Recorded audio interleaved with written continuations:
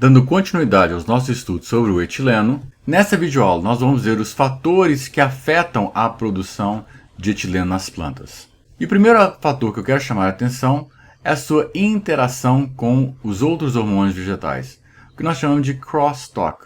Em outras palavras, é o feedback positivo e o feedback negativo. É a interação do etileno com os outros hormônios.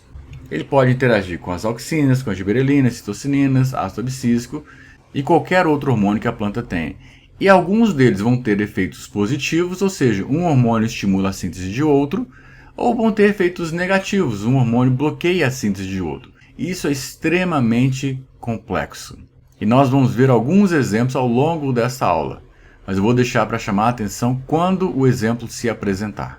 Mas sabe que os hormônios podem atuar aumentando um efeito fisiológico ou inibindo o efeito fisiológico de outro hormônio.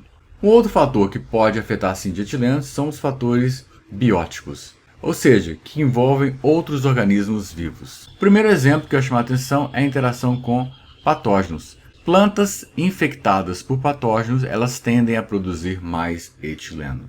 Como foi mostrado no caso inicial, em que a laranja sendo transportada junto com banana, quando a laranja era infectada por penicillium, o penicillium ele liberava o etileno que induzia a maturação da banana. Só que como nós vimos na aula passada, a banana, uma vez que começa a produzir etileno, ela produz mais etileno, porque o ciclo é autocatalítico. Então, quando as plantas estão infectadas e o determinado micro-organismo produz o etileno, ele pode fazer com que aquela planta, com que aquele órgão, produza mais etileno. Então, toda vez que uma planta é infectada, ela produz vários tipos de respostas. Um deles é a síntese de etileno, que vai estar relacionado com o aumento da senescência daquele tecido. Um outro exemplo de fatores bióticos são os ferimentos produzidos por animais, por insetos ou mesmo pelo homem. Os ferimentos induzem a síntese de etileno. Aqui está mostrando exemplos no caso de formigas cortadeiras, larvas se alimentando de folhas, animais se alimentando e poda. Os ferimentos gerados nas plantas, naquele tecido que foi ferido, induzem a síntese de etileno. Mas será que é isso mesmo? Foram feitos experimentos para mostrar isso.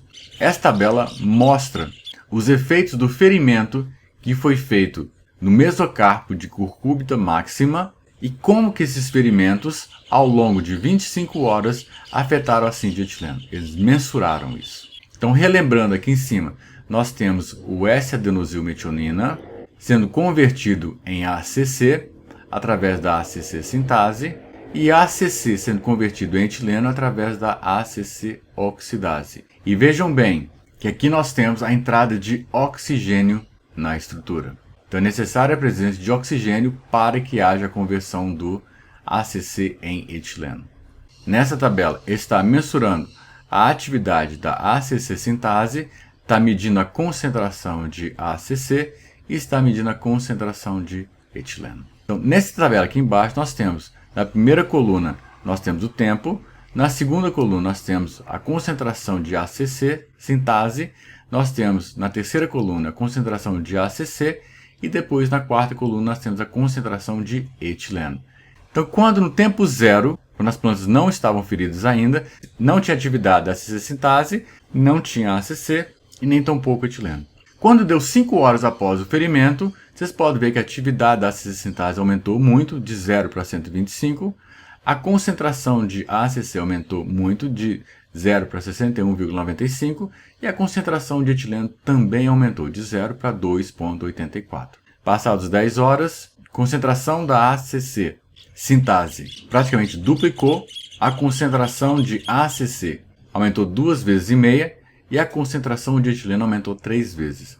De 15 horas em diante, nós podemos ver que a concentração de ACC sintase diminuiu até as 25 horas.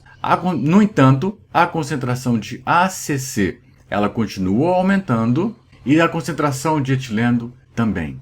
Ou seja, quando você desencadeia o processo em que há a produção de etileno, mesmo retirado o estímulo inicial, o próprio etileno induz a maior produção de etileno, porque o ciclo é autocatalítico.